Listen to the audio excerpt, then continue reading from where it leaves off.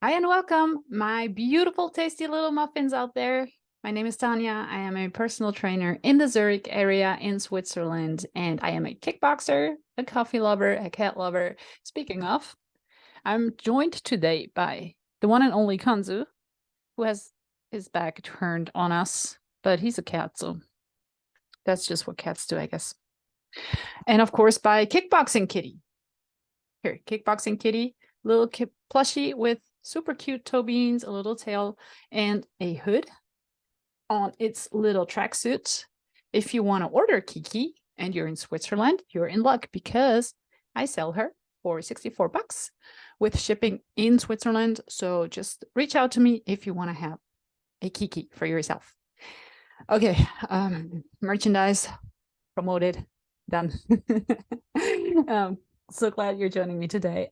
Today, I want to talk about something that's on my mind quite a lot because if you've heard my podcast before, if you've kind of followed what I do, I often make the distinction between martial arts and combat sports, which actually I feel like makes more sense in German. We're talking about Kampfkunst on one hand and Kampfsport on the other, which is roughly translated to well, I guess martial arts and fighting sports, which would be like more like combat sports.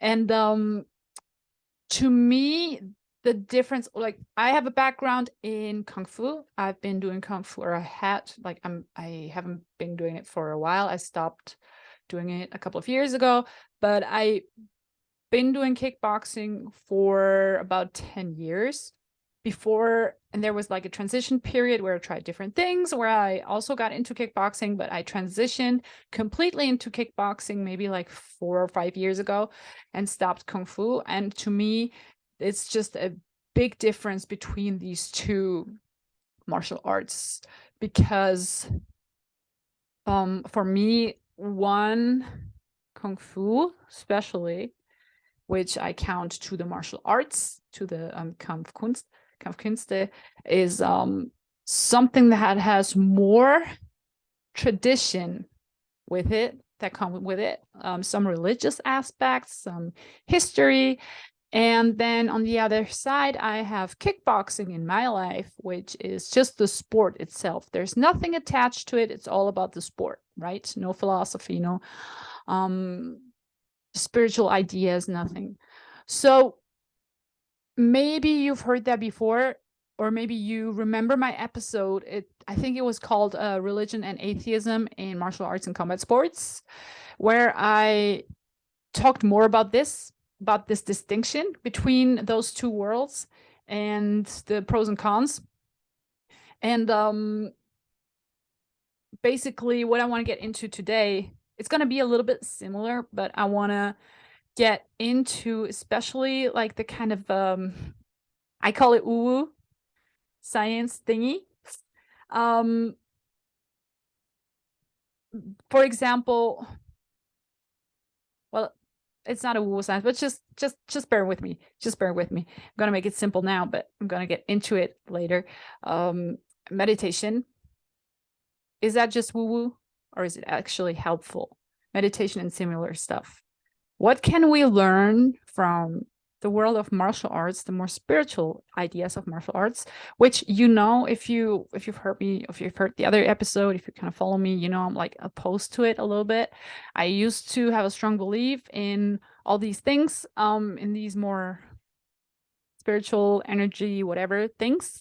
I don't anymore. And let me start out with a good old disclaimer. I believe what I believe. You believe what you believe. I'm not here to tell you what you should believe. I'm just here to share my opinions, my story, and my ideas. And you can take them if you find them helpful. Great. If you don't, that's fine too. I don't want to offend anybody. I just really want to make it clear. Whatever you believe, whatever I believe, it's fine. Just as long as we don't hurt people, we're good. Okay. All right. I'm just going to be straightforward and honest with everything. So let me start out with a story. No, two stories. Actually, we were standing in a circle. all of us. And oh, by the way, this is hair dye.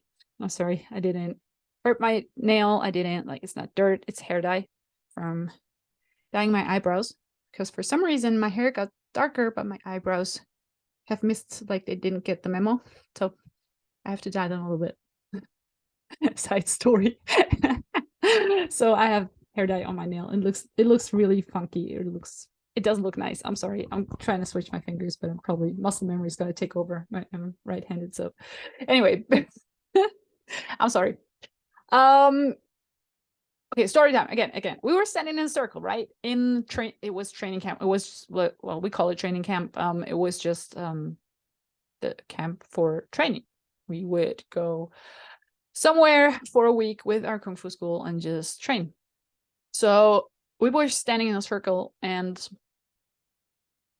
one person would stand in the middle and kind of feel the energy of the other people around us. So that's the stuff I'm talking about.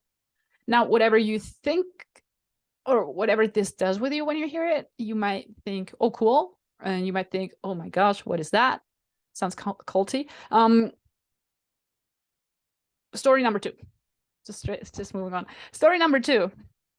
When we would meditate, and we did that very often, we were told to put our tongues on top of our gums, because there was a meridian point, like the Chinese acupuncture points, that would, like, help you with clarity and focus and stuff. And I used to do that because I used to believe in that. And again, these beliefs have changed for me, and I don't believe what I used to believe anymore, which is fine. Nothing bad happened. It's just the way life goes. We change, we adapt, we grow, or we call it growing, whatever you want to call it. We change as we get older, which is fine. So anyway, the reason I'm telling you this is because I feel like these are pretty much on the spiritual scale, especially the first example. The second one, I mean, Chinese medicine, for a lot of people, it's a great thing. I don't think it's researched very good, even though I heard they've been able to show that the fascia kind of wraps around the needle, and it releases when you take the needle out, and it kind of helps the fascia to relax, which is a cool thing. But other than that, I never heard of a scientific study that actually showed how good it is, a reliable one, that being said. But especially the first story with the energy, feeling the energy of other people, and when I mean energy, you know what I'm talking about. I'm not talking about warmth, which is energy. I'm not talking about I don't know, calories is energy, but I guess you can't feel calories. But like, let's for example, if you were to say, okay, feel the energy of the other person, and you would translate energy into warmth, okay, sure, fair enough, that works. But if you usually in these, like, when you talk about like the spiritual aspect of energy, it's usually something like a feeling, like a vibe that you get.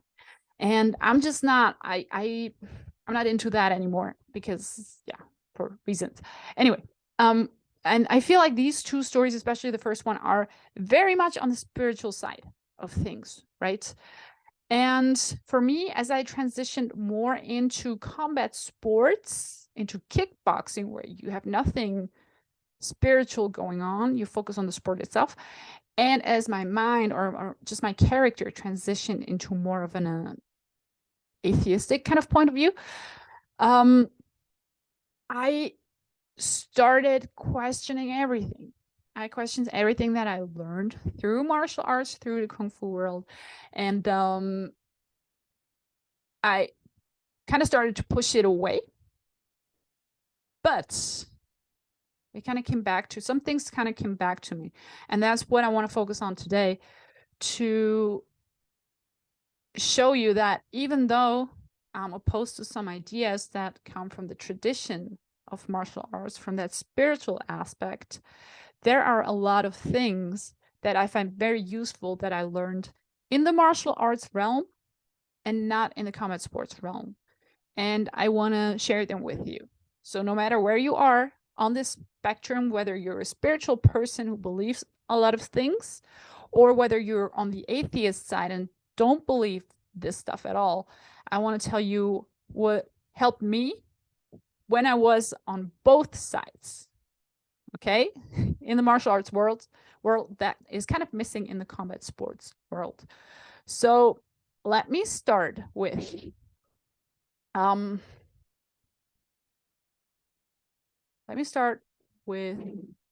meditation directly. I have different things I want to talk about, but I'm just gonna dive right in with what's in the title, which is meditation, which is the biggest plus for me when it comes to martial arts, or what I've learned in martial arts.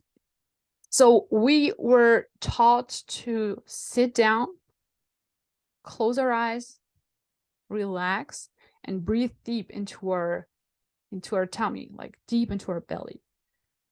And in the training camps that we had, we would do this sometimes twice a day for 40 minutes, sometimes even longer, but like I could barely hold still for 40 minutes. I wouldn't say longer. Some people would do it to up to like 3 hours or something. It was crazy. Anyway, meditation, just sitting down, closing your eyes, focusing on your breath, and you're taught to breathe deep into your stomach area, into your belly area, and exhale all the way. Like when you already feel like there's no air left to exhale, you still exhale more air. So you fully empty your lungs before you take another breath in. And also you're taught to let go of thoughts. That's something you have to practice. That's something that's really hard to do. You have to try. Our teacher used to say, imagine your thoughts like clouds. When you hold on to one, just let it go and let it like pass by. So that in itself, on like what it did to me, what I felt was that when I did this regularly, it would just help me to be calmer, to kind of not having such a loud mind all the time, and just be more, I know that's a word too, but centered, if that makes sense, but just feel more at home in my body. Just kind of, I was just right here. I wasn't all over the place. And I know I've talked about this 1,000 times. I have ADHD. My mind, my brain is loud, like all the time. There's so much stuff going on all the time. And I have trouble focusing. And now the interesting part is that when you look at what meditation does from a scientific point of view, you can see that it works in different areas in the brain that influence different abilities that we have. So they can help you with the executive functions and help you get a better focus, which are two main things that people with ADHD struggle with. And I feel like it was hard at the beginning to get into the routine of meditating, but I personally feel in my life, if I do it regularly, I'm just calmer. I'm more present. Doesn't mean I don't have to do meds anymore. For my ADHD, medication still helps me to keep my focus when I have to work on certain things. Meditation cannot make that go away, obviously, but it can just kind of help in the process and just help me stay focused and keep calmer. And it's they were able to look at brain scans and look at what what meditation did in the brain and which areas would light up. And they showed that you can better your executive functions and your focus. Also, it's actually it's hard to explain for me because I'm not a neurosurgeon or neuroscientist, but look it up. It's very interesting. It's kind of complex. It's not just it's more than just saying, okay, this area lit up, so that means that. It's more intertwined, so I can't really explain to you how it works. If you're interested, look it up. But it's very, very it's very interesting. I keep saying interesting, but it is. Also, it can help you deal with stress, depression, and even with pain. because when you meditate, what I read is that when you meditate, the area that produces pain in your brain is too busy on other things, or other areas are more busy, so you kind of goes into the background. So this is very interesting. Meditation can actually help you with stress, with depression, and to deal with pain. Again, it doesn't make it go away. It's not like a solution, but it's something that can just help you with the symptoms a little bit. And also, yeah, I said this before. I'm reading this off my notes. I said this before. It can just help you keep your brain a little calmer, which if you have ADHD, try it out. It's hard to get into. I got to be honest, especially for ADHD brains, it's hard to just sit there and breathe, but you can practice it. And letting go of thoughts, it's really hard, but you can practice this and you get better at it. And it really calms you. It really helps you focus a little more. Also, the next thing that I really appreciate from what I learned in Kung Fu has to do with meditation, but it's actually, they taught us with motivation comes being in the moment, being present, and listening to what's on the inside, not in your brain, not the stuff that you get from the outside. And I'm not talking energies, right? I'm talking thoughts. But it focuses your attention on your inside and how you're feeling, and not only on a physical but also on a psychological level. And you get a little bit better with listening to yourself. When meditation teaches you that, when you learn to be focused in the moment, you sometimes catch the little things. You sometimes catch the moments where you feel something weird. For example, maybe you catch a moment where you feel jealous and you recognize it as jealousy. And we've been taught to like catch that little moment and look beyond it. Why am I feeling this way? What's beyond that? And that kind of kickstarts an effect where you find the emotion, you try to recognize what's behind it. And when you recognize that, you're like, okay, now where does that come from? And when you feel where that comes from, when you realize where it comes from, you can go deeper and be like, okay, when did this start? And once you've gotten all the way to the core of the emotion, this is where you have a big chance of undoing weird things in your brain that just fucked you up. Let's say, let me find an example. I don't know. Let's say your mom always told you, don't be mean to other kids. Don't hit other kids. And then you're in martial arts and somebody manages to hit you and you get mad. And you get usually you get mad when you get hit, even in training, but you get a different kind of mad. There's different kinds of mad, right? You can get mad at yourself because you didn't block right. Or maybe you get mad at the opponent because they had the audacity to hit you. And that's what I mean. It's like, okay, I'm mad because I got hit. And then you go deeper. Why am I mad? Am I mad at myself or am I mad at my opponent? Oh, I'm mad at my opponent. Okay, why am I mad at him? We're in martial arts. And then you go deeper and you're like, I'm mad because I feel like he's not supposed to do that. And then you go all the way back to when your mom told you you're not supposed to hit people. It's mean. And then you can work on that thing and kind of undo what you've been taught or what you maybe taught yourself. Sometimes it's not other people's fault. I mean, everybody can fuck everybody up, right? Even raising kids is so hard, but you can just undo what you learned. And that's something I valued a lot. And meditation just helps you to get that focus, to catch these emotions in the moment. That's how I feel. At least that's my experience. And we have been taught to really look for these things. And it has helped me a lot in my growth in the last couple of years to just recognize stuff and be like, okay, why am I feeling this way? What is behind that? where does it originate? Where does it come from? And then be like, oh, interesting. And I'm still learning stuff. It's so cool.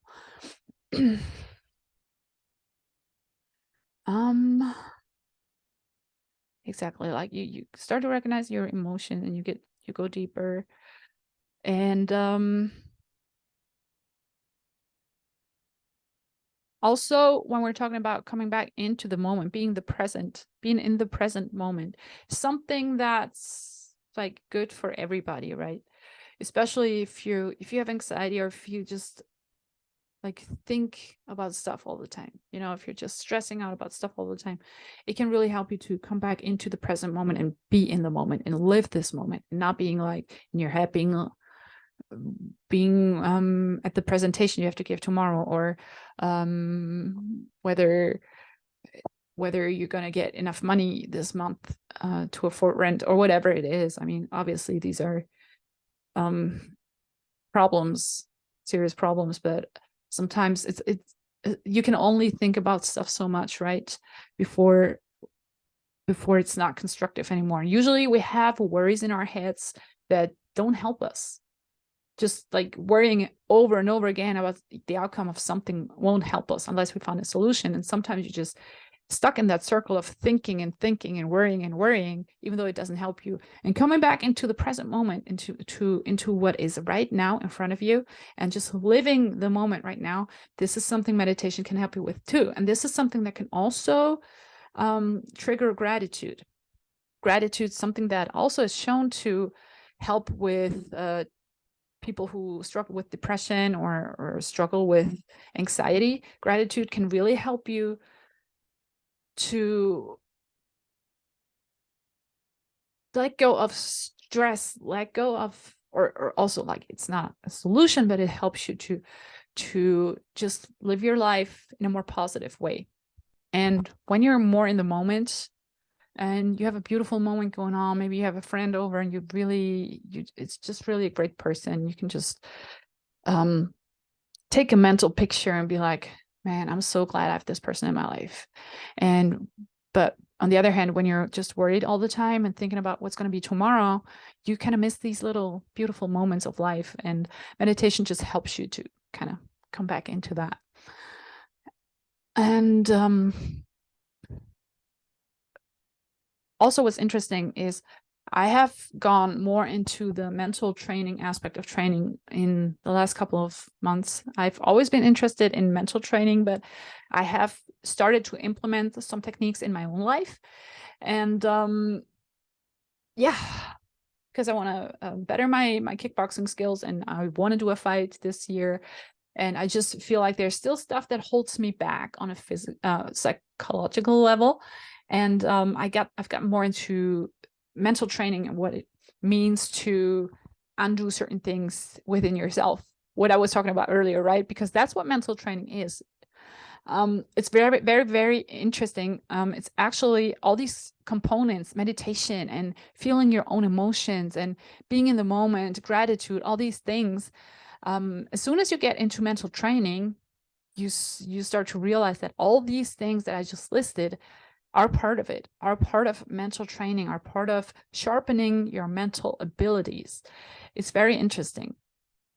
And mental training is still very, very, how do you say, underappreciated in sports. You can't unlock all your potential of the physical world if you're not there mentally, if you're not prepared mentally. And all these things I just mentioned that I learned through Kung Fu, through meditation, through kind of being quiet and looking inside of myself. All these things I see now again when I talk about mental training.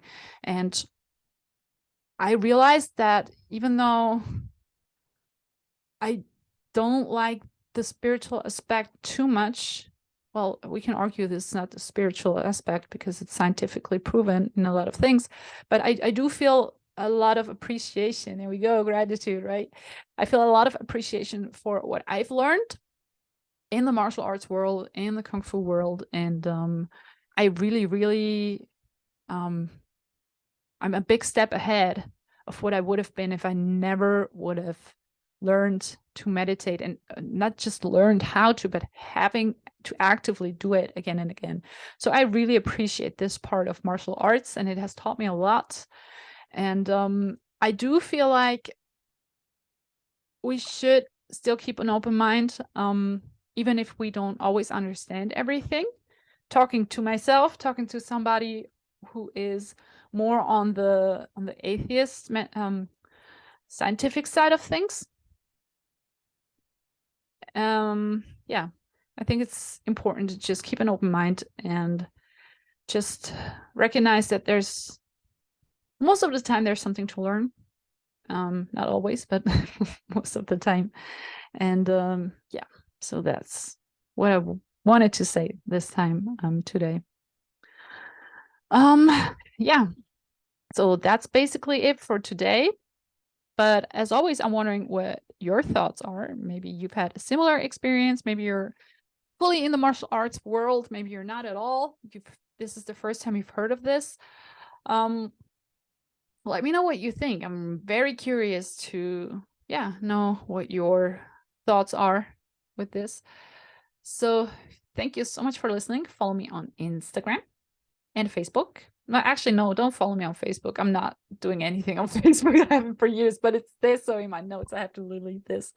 Follow me on Instagram at It's Up to You Personal Training. On LinkedIn, Tanja Mader, TanjaMader. And yeah, that's pretty much it. I probably forgot something, but hey, it's fine. It's fine. I'm glad you're here. Glad you were listening. And don't forget, you are stronger than you think. And I see you next time. Take care.